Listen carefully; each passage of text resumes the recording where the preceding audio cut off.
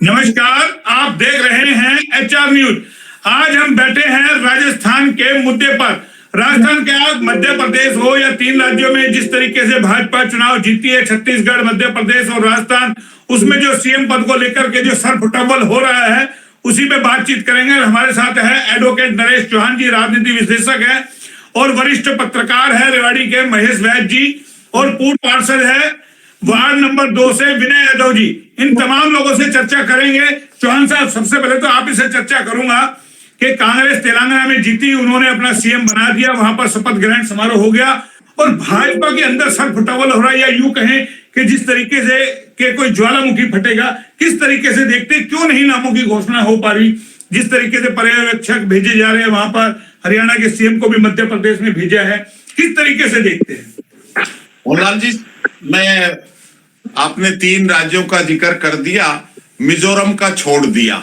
जो ये सेमीफाइनल 2024 का कहा जा रहा है, बताया जा रहा है, तो मिजोरम में भी और तेलंगाना में भी चीफ मिनिस्टर ने शपथ एक किस्म से पूरी हो गई, नाम डिक्लेयर हो गया है। तो इसकी पृष्ठभूमि में अगर आप जाओ तो तेलंगाना के जो चीफ मिनिस्टर बड़े हैं, बेशक कांग्रेस से वो बने हों, लेकिन वो संघ और भारतीय जनता पार्टी के कैडर से आए हुए हैं। जहां तक मिजोरम के चीफ मिनिस्टर की बात है, वो कांग्रेस की एक किस्म से iron lady, late prime minister Shrimati Indira Gandhi की सिक्योरिटी के चीफ थे। तो कहीं ना कहीं इस चीज को हम इन 2 राज्यों के परिप्रेक्ष्य में लेके और फिर हम राजस्थान, मध्य प्रदेश और छत्तीसगढ़ की तरफ रुख करते हैं, तो जो हमने पहले भी अपने चुनावी रिजल्ट से पहले और इलेक्शन के दौरान भी बात करी थी कि राजस्थान का चुनाव बहुत ही एक किस्म से पर्सनैलिटी कल्ट, वो कांग्रेस वाले कांग्रेस हाईकमांड से बड़े हैं, बीजेपी में वहां का जो लीडरशिप है वो बीजेपी हाईकमांड से बड़ी है। उन दोनों का खेल, वसुंधरा राजे का, अशोक गहलोत का नपा तुला खेल था कि कहीं ना कहीं बहुमत के आंकड़े से नीचे बात रहे तो हम जोड़ तोड़ की राजनीति से अपनी सरकार बनाएं, एक दूसरे की ये मदद भी करते रहे हैं। ऐसा खेल हमारे हरियाणा में भी चौधरी देवीलाल और भजनलाल के समय में हमने साक्षात रूप से देखने को हमारे सामने रहा।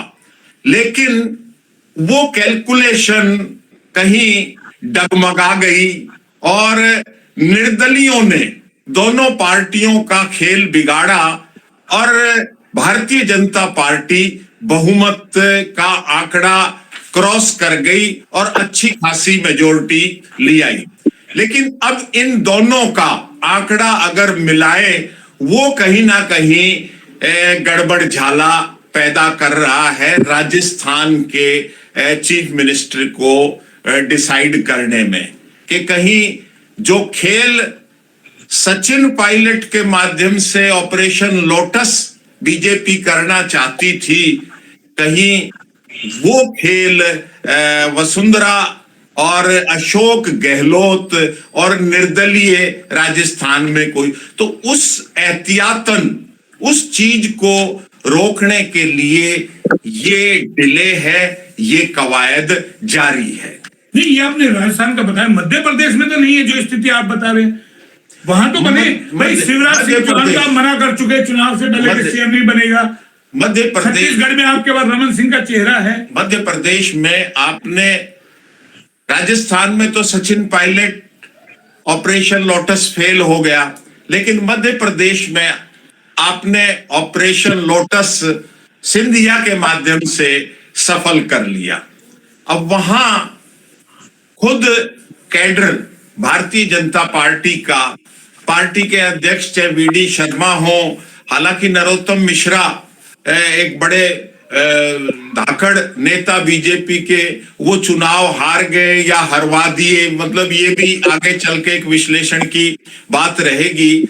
और नरेंद्र सिंह तोमर को आपने केंद्र में से वहां उतारा उनको मैदान में, और खुद शिवराज सिंह चौहान को कहीं ना कहीं चुनाव से पहले भी ये बात आ रही थी कि शिवराज सिंह चौहान के बढ़ते प्रभाव को, बढ़ते कद को, लगातार एक आदमी 18 साल से चीफ मिनिस्टर है और डिलीवरी दे रहा है। हमने अपने पहले विश्लेषणों में भी बताया था कि इस चुनाव में man to man, seat to seat रहेगी और डिलीवरी एक बहुत बड़ा फैक्टर होगा।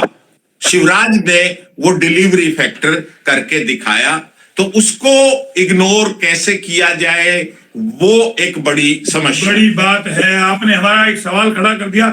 वैद्य जी, आप ही के पास आता हूं सीधा, आप तो वरिष्ठ पत्रकार रहे हैं भाई। सेमीफाइनल में तो तीनों राज्य की बीजेपी जीत गई, लेकिन 2024 में या 2024 का जो फाइनल है, आवाज आ रही है मेरी? मेरा सवाल ये है कि सेमीफाइनल में तो 3 राज्य बीजेपी जीत गई। क्या लगता है जो ये सरफुटबल हो रहा है सीएम बनाने के लिए मध्य प्रदेश, छत्तीसगढ़, राजस्थान, क्या लगता है 2024 का फाइनल मोदी जी की सीटें कौन ज्यादा से ज्यादा ला सके, उसको लेकर के पूरी तैयारी की जा रही है? भाई शिवराज ला सकता है या वो सांसद जो लड़ाए गए हैं वो ला सकते हैं, वसुंधरा ला सकती है, रमन सिंह ला सकते हैं, या इस तरीके का कोई आकलन किया जा रहा है? क्या लगता है आपको महेश वैद्य जी? देखो, 2024 के लिए तो ताकत लगी रही है, उसमें तो कोई संशय नहीं है। 2024 तो जीवन मरण का सवाल है। इन 5 राज्यों के चुनावों से पहले भाजपा अपने आप को बैकफुट पर डरी हुई थी कहीं ना कहीं। ये इतनी उम्मीद भाजपा को भी नहीं थी जिस तरह के परिणाम आए हैं, लेकिन आरएसएस और भाजपा ने पूरी ताकत लगा करके 1%, कहीं पर 2%, कहीं पर 7% से ये चुनाव जीत लिया। 3 राज्यों में जो आप देरी की बात कर रहे हैं, सिरपुटोवल की बात कर रहे हैं, कहीं कुछ नहीं है। बहुत अच्छी अंडरस्टैंडिंग है। जो गुजराती दोनों भाई हैं, नरेंद्र मोदी और अमित शाह, उन्होंने संघ के साथ मिलकर के अपनी रणनीति तय की हुई है। सिर्फ औपचारिक घोषणा बाकी है। विधायक दल की बैठक बुलाई जाएगी। जो लोकतंत्र में सिस्टम था कि विधायक दल का नेता वो सदन का नेता चुनेगा, वो अब नहीं है। दिल्ली से नाम तय होंगे और विधायक दल की बैठक में जो पर्यवेक्षक जाएंगे उस नाम पर सहमति बनाने का प्रयास करेंगे। जो सिर्फ मेरा फिर वही सवाल है, जब आपको नाम ही चुनना है तो इतनी देरी क्यों? जब आपको ऊपर से दिल्ली से नाम जाना है तो किसी एक का नाम कर दे। आप महाराज बालकनाथ को देख लीजिए या किसी और को देख लीजिए। तमाम तैयारियां, जिस तरीके से परिणाम आए हैं और जो रिजल्ट आया है, तमाम लोग जो है आला कमान के अंदर अपनी हाजिरी दिखाने के लिए जिस तरीके की एक्टिविटी, मीट की दुकानें बंद कीजिए, फलाना कीजिए, ये तमाम चीजें जो पिक्चर आ रही है उसको किस तरीके से देख रहे हैं? शिवराज दिल्ली जा नहीं रहे हैं। एक राज्य की बजाय मैं तीनों पर समग्रता से बात करूंगा, चीजें ज्यादा स्पष्ट हो जाएगी। भाजपा का प्रयास है 3 राज्यों में से एक में ओबीसी दें, एक में जनरल से आ जाए और एक में महिला आ जाए। ये भाजपा का प्रयास है, ऐसा मेरा मानना है। नरेश जी, आप शिवराज चौहान को किस कैटेगरी में देखते हैं, ओबीसी या जनरल में? ओबीसी। मध्य प्रदेश में चौहान ओबीसी है।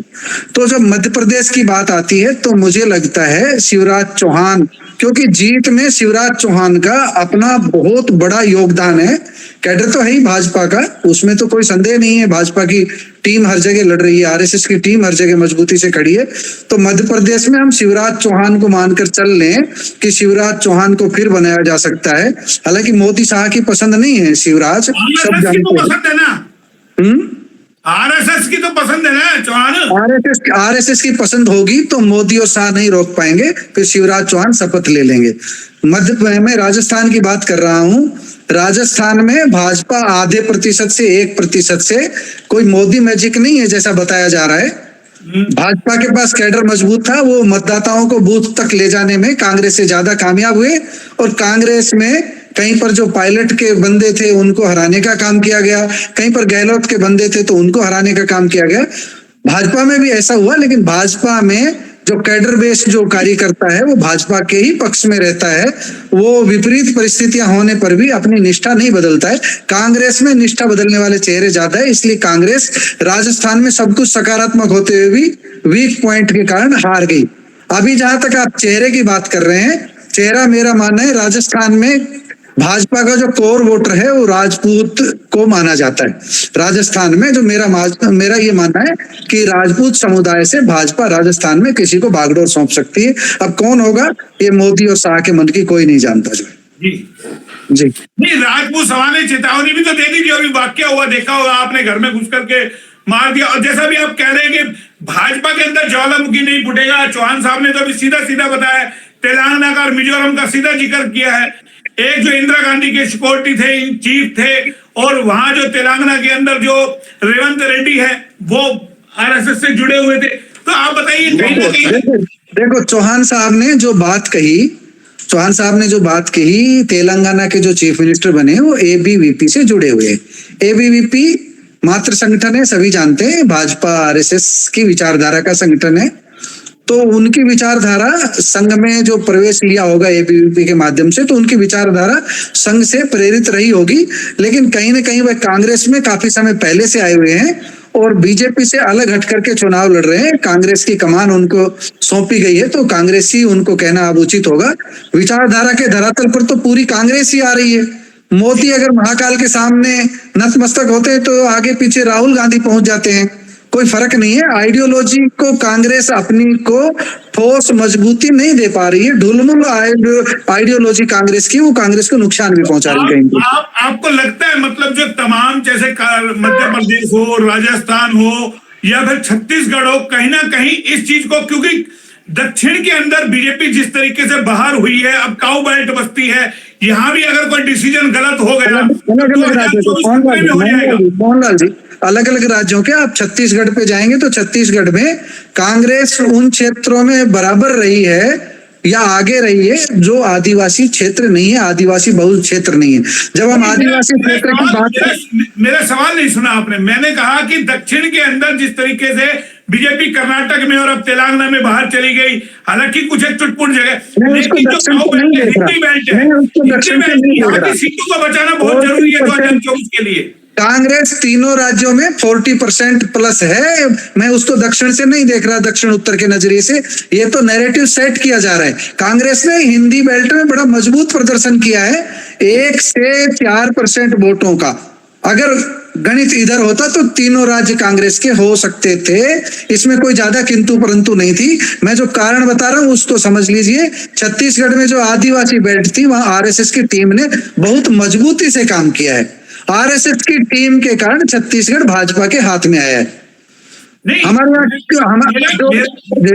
यहाँ के राज्य की बात करें, राजस्थान की, जी हमारे यहाँ सवाल ये है, क्या हिंदी बेल्ट में 2024 को बचाने के लिए ये इतनी लंबी कवायद है 3 राज्यों के मुख्यमंत्री चुनने में, कि आखिर कौन 2024 में सीटें दिला सकता है? सबसे बड़ा सवाल यही है, इसी को ध्यान में रखा जाए। ये बिल्कुल सोचा जाएगा कि 2024 में ज्यादा से ज्यादा सीटें किसके चेहरे से निकल सकती, यह बिल्कुल सोचा जाएगा।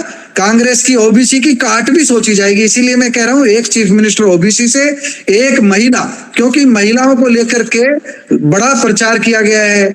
विधायक जो कानून बना दिया गया है नारी शक्ति के लिए, 33% आरक्षण का दिया गया है, उसको कहीं ना कहीं पार्टी में, संगठन में, चीफ मिनिस्टर्स की संख्या में दिखाने का प्रयास किया जाएगा। इसलिए मेरा मानना है छत्तीसगढ़ में कोई महिला आ सकती है, मध्य प्रदेश में कोई ओबीसी आ सकते हैं और यहाँ राजपूत आ सकते हैं। और अगर माथुर जैसे चेहरे को आगे लाया गया तो फिर यहाँ पर जो है ओबीसी और एससी को डिप्टी चीफ मिनिस्टर बना करके संतुलन बनाया जाएगा। पार्टी की जो देरी है उसकी आपकी बात तर्क संगत है, लेकिन सुर फुटेबल कहीं नहीं हो रही है। बहुत पीसफुल से सब नाम तय है।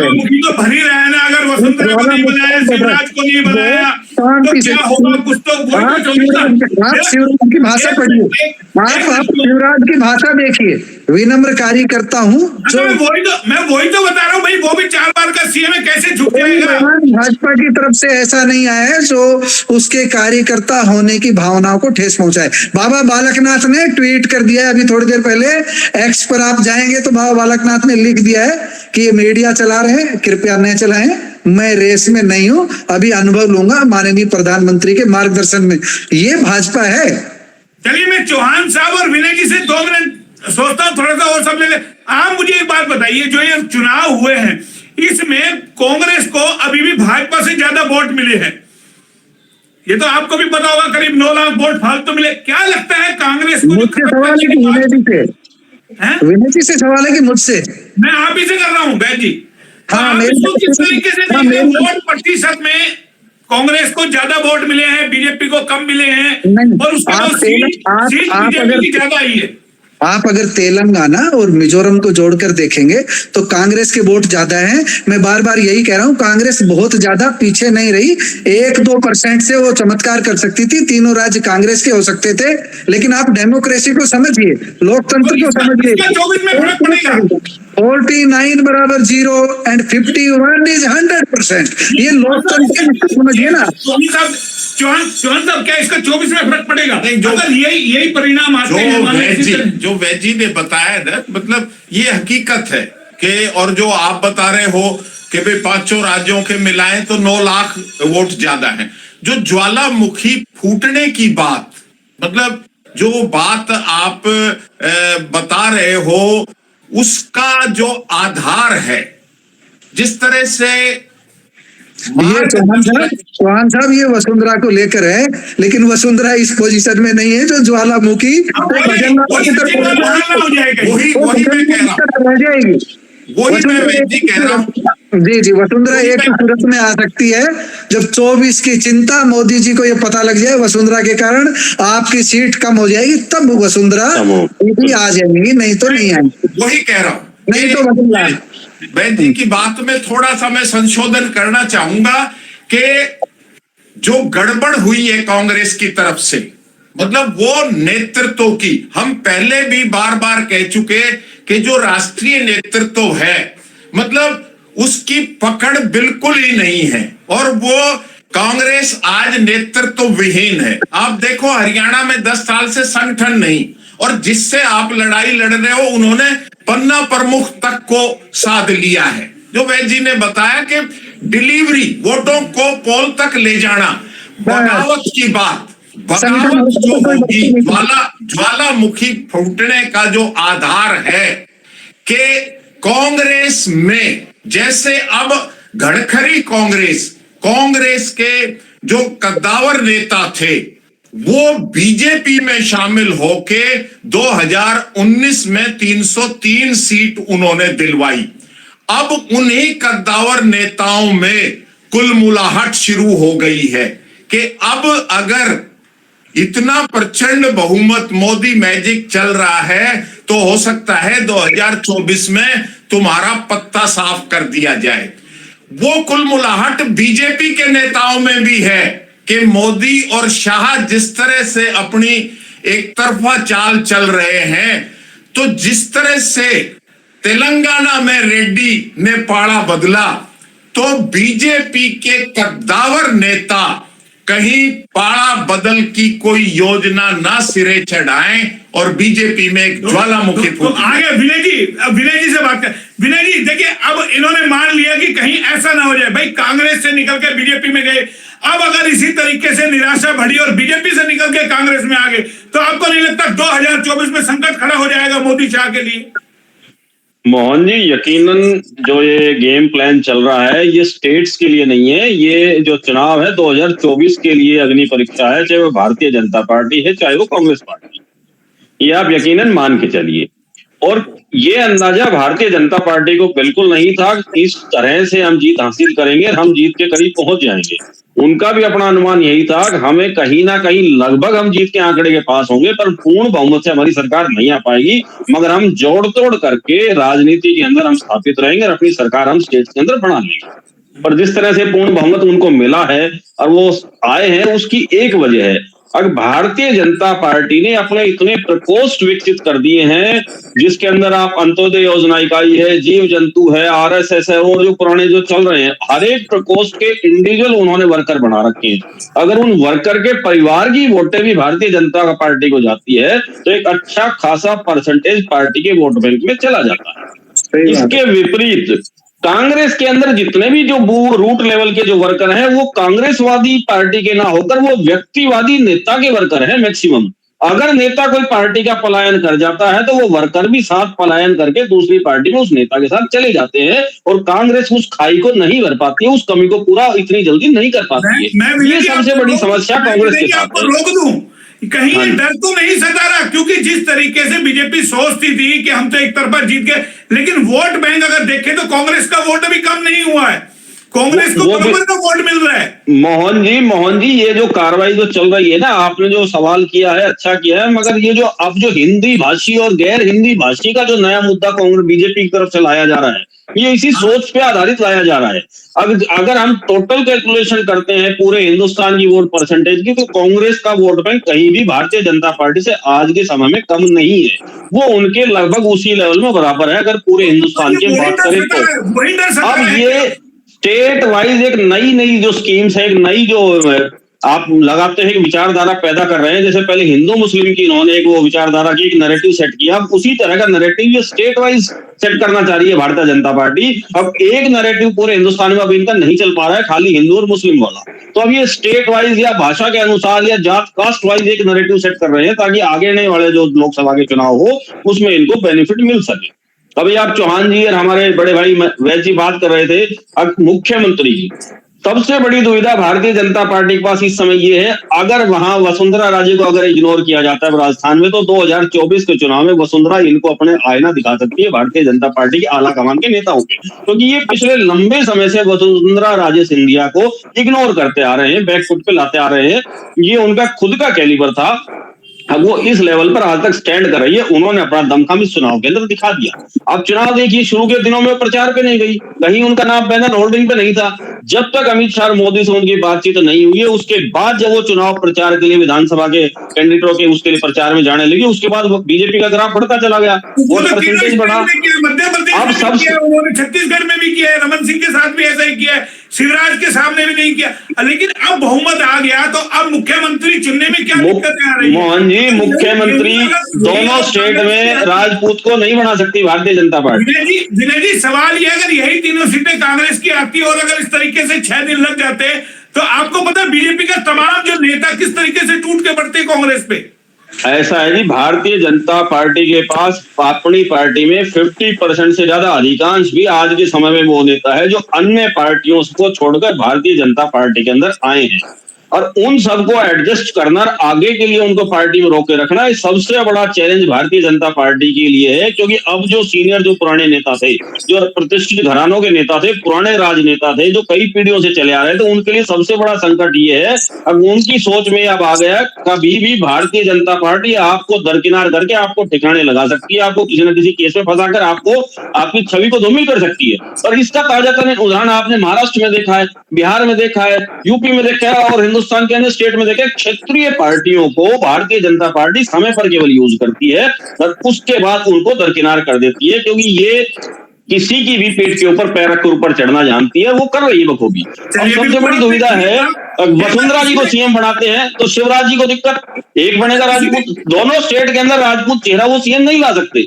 और अगर शिवराज सिंह चौहान को बना दिया तो इधर वसुंधरा जी सीएम नहीं बनेगी, और अगर वो इस बार भी उनको अगर इग्नोर किया गया, उनके मन मुताबिक काम नहीं हुआ, तो आने वाले लोकसभा चुनाव में वो इसका बदला पार्टी से जरूर लेंगी, क्योंकि वो अपने आप को राजस्थान में प्रतिष्ठित कर रहे, पार्टी के कैडर से अपने आप को ऊंचा समझती है, जैसे चौहान साहब ने कहा बिल्कुल सकते हैं। आपने सुन लिया विनय जी को, अब क्या लगता है ये ज्वालामुखी को दबाया जा रहा है ईडी के तहत, जिस तरीके से देखिए विनय जी ने साफ तौर पे बता दिया कि किस किस तरीके से यूज किया जाता है, और इसी में सवाल मैं महेश वैद्य जी से भी करूंगा, आपकी पहले प्रतिक्रिया क्या है? मैं ये बता रहा हूँ, विनय जी जो बात बता रहे हैं कि शिवराज जो है ना वो ओबीसी से है, चौहान तो आज कोई भी देश आजाद होने के बाद वो किसी का भी वो बता रहे हैं कि किस तरीके से वो ओबीसी कैडर से आता है, राजपूत नहीं है। चौहान साहब ये कहना चाह रहे हैं राजपूत नहीं है वो ओबीसी कैडर से। विनय जी आपकी बात पूरी हो रही है।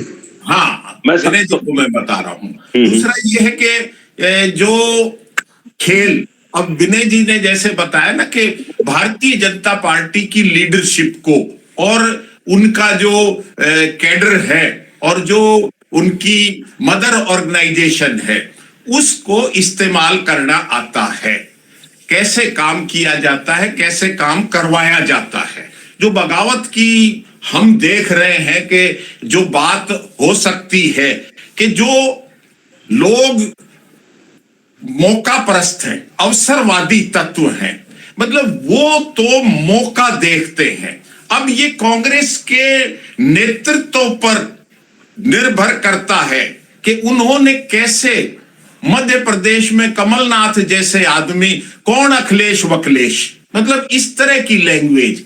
अब कांग्रेस का नेतृत्व अगर स्पेस देता है तो भारतीय जनता पार्टी में ज्वालामुखी कभी भी फट सकता है। उसको ये कांग्रेस नेतृत्व पर अब डिपेंड करेगा कि वो इस सारे सिनेरियो को जो हम डिस्कस कर रहे हैं, क्या उनकी सोच भी 2024 के लिए रणनीति में इस लेवल पर है या नहीं है, नहीं, इस पर डिपेंड करता है। नहीं, दूसरी बात मैं आपको एक और बात, देखो चौहान साहब, अभी तो ज्वालामुखी फूटना तो दूर, जो कहीं फूट भी रहा होगा वो भी बिल में घुस रहा होगा चुपचाप। इसके लिए मैं वैजी यही बता रहा हूं कि उसके लिए अभी हम 3 स्टेट तक ही ना सीमित रखें। भारतीय जनता पार्टी का नेतृत्व और उनकी दूरदृष्टि, आपने पार्लियामेंट शुरू होने पर प्राइम मिनिस्टर की जो बाहर उन्होंने स्पीच दी, मैं समझता हूं कि पिछले पूरे टेनोर में, दोनों टेनोर लगा के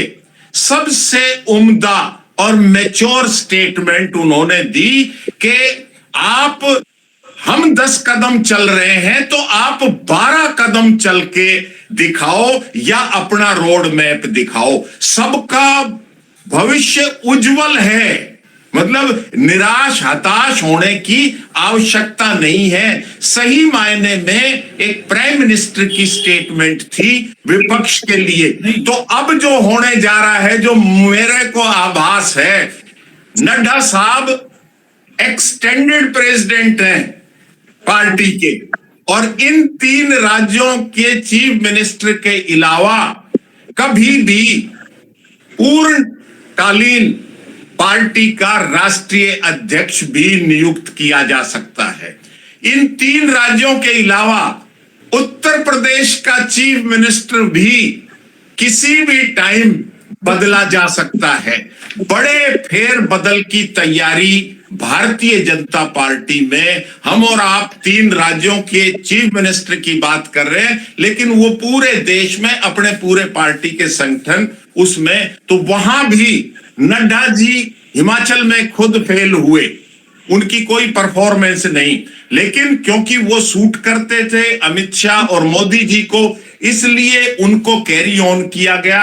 अब हमें लगता है कि कहीं भूपेंद्र यादव को ये राष्ट्रीय अध्यक्ष का दायित्व ना दे दिया जाए, जिससे उत्तर प्रदेश, बिहार और आपका दक्षिणी हरियाणा, अहिरवाल और राजस्थान, ये सारी चीफ मिनिस्टर नहीं, राष्ट्रीय अध्यक्ष के पद के लिए। नरेश जी की दूसरी बात से मैं भी सहमत हूँ, राष्ट्रीय अध्यक्ष की बात से, भूपेंद्र यादव के लिए दूसरी बात से मैं सहमत हूँ, लेकिन योगी जी को हटा करके कोई दूसरा विकल्प लाने चल रही है।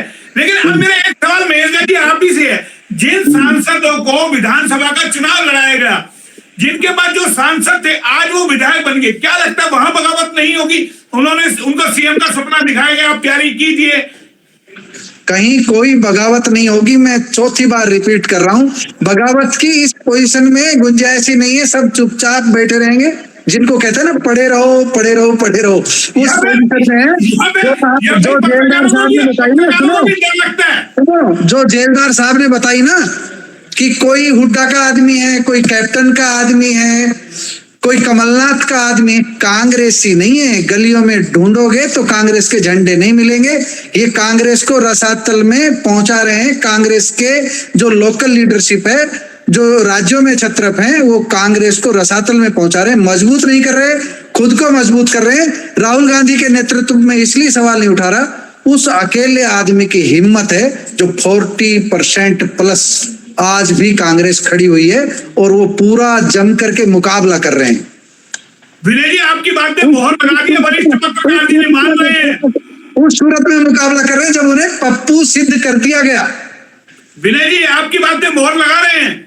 बिल्कुल ठीक कह रहे हैं जी। राहुल गांधी ने तो समझ लो आप जीरो से दोबारा से शुरुआत की है, और अपने कैलिबर के दम पे उन्होंने अपना एक लोगों के दिमाग में जो उनका एक माइंड सेट था, जो उनके प्रति सोच थी, उसको चेंज करते हुए धीरे धीरे आगे बढ़े हैं और उसका फायदा उनको मिला है। राहुल को मोदी और शाह की तरीके से पार्टी को सख्त करना होगा। इन तमाम इन लोगों को यानी कि खुड्डेगान लगाना होगा या कंट्रोल करना होगा। मैंने मोहन जी आपके पहले भी चैनल पे मैं एक बात कहता हूँ, समय और परिस्थितियां नेतृत्व को मजबूत बनाती है। यही मोदी जी जब हरियाणा में राष्ट्रीय महासचिव की हैसियत से थे, भाजपा को आगे नहीं बढ़ा पाए, लेकिन जब मोदी जी ब्रांड बने तब भाजपा को मजबूती दे रहे हैं। सबसे जरूरी था उनका ब्रांड बनना।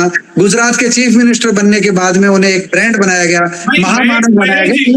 एक बात बताइए, आप कह रहे ब्रांड बन गए, अरे आप तमाम कांग्रेस के लोगों को बना दिए करके ला रहे हो। बीजेपी ने कहा राम इंद्रजीत गए, उसका वोट बैंक नहीं गया। इसी तरीके से वोट बैंक बढ़ा है ना बीजेपी का भी। आज बीजेपी के तमाम अगर जो कांग्रेस से गए हुए हैं अगर वो बाहर आ जाए तो बीजेपी का कहाँ अपना वोट बैंक है? आज भी वोट बैंक कहाँ हुआ है? कांग्रेस को भी वोट देने वाले लोग हैं। वो अगर अभी बाहर आ जाए, वो परिस्थितियां आज नहीं बन रही, अभी तो अंदर ही चिपके रहेंगे।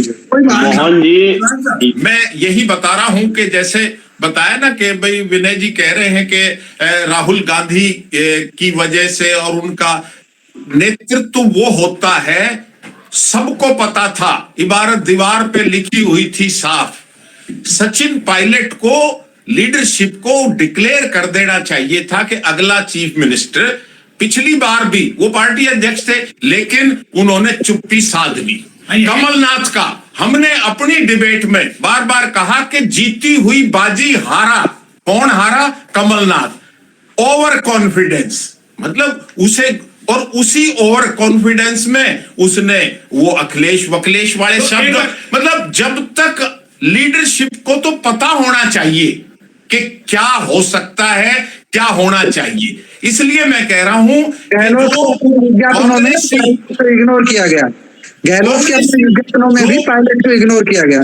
कांग्रेसी जो आए इधर बीजेपी में, और जो बीजेपी वाले सोच रहे हैं कि कांग्रेस में अब वैक्यूम है। मैं आपको याद दिलाऊं कितनी बार कांग्रेस टूटी है। इंदिरा गांधी तो शास्त्री जी की डेथ के बाद ही बन गई थी, लेकिन उसके बाद फिर जो बगावत हुई, कांग्रेस टूटी, और फिर इंदिरा गांधी ने किस तरह से उसको कंट्रोल किया, लेकिन ज्यादा कंट्रोल नहीं कर पाई। 77 में फिर बिखराव हुआ और एक किस्म से कांग्रेस उसके बाद कहीं संभल ही नहीं पाई।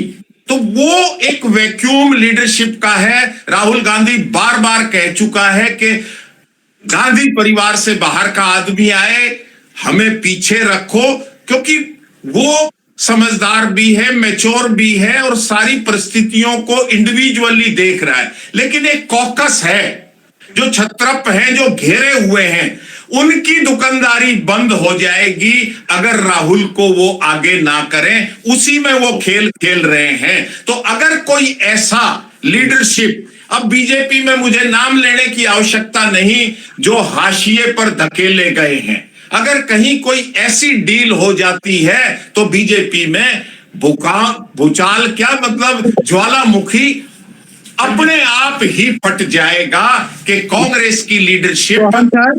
चौहान साहब, हम मोहनलाल जी से कहेंगे कंक्लूजन की ओर बढ़े, लेकिन एक बात मैं कहता हूं, आपको दुनिया के आश्चर्य की बात होती है ना, कई बार कोई आश्चर्य बताओ दुनिया का क्या है। दुनिया का मैं एक आश्चर्य बता रहा हूं, उससे मोहनलाल जी सारी समझ विकसित होगी। एक तरफ संसाधन संपन्न भारतीय जनता पार्टी, एक लीडर्स की बहुत बड़ी फौज, दूसरी ओर कार्यकर्ताओं की इतनी बड़ी फौज की पन्ना प्रमुख तक, बूथ प्रमुख तक, बूथ मैनेजमेंट तक बहुत सारी एजेंसियां हाईवे से देखो कहां तक हर जगह भाजपा भाजपा। स्टार प्रचारकों की फौज, रैलियों की ताबड़तोड़ रैलियां, Amit Shah, Modi, crowd catcher leaders दुनिया भर के। दूसरी तरफ कांग्रेस का चुनाव निशान। मतलब तुलना करें तो प्रचार के मामले में 80 और 20 का मुकाबला, फिर भी 40+। अगर 1% वोट राजस्थान में और आ जाता तो गहलोत के निर्णय पर आप भी मोहर लगाते, राहुल गांधी के निर्णय पर आप भी मोहर लगाते। बहुत ज्यादा अंतर नहीं रहा। अगर एक ही अंतर रहा है, अगर कार्यकर्ता कांग्रेस के पास रूट लेवल पर होते, भाजपा पनपती नहीं। महेश जी गुजरों सचिन पायलट की अनदेखी भी कांग्रेस को बहुत भारी पड़ी है इस चुनाव के अंदर। हाँ जी।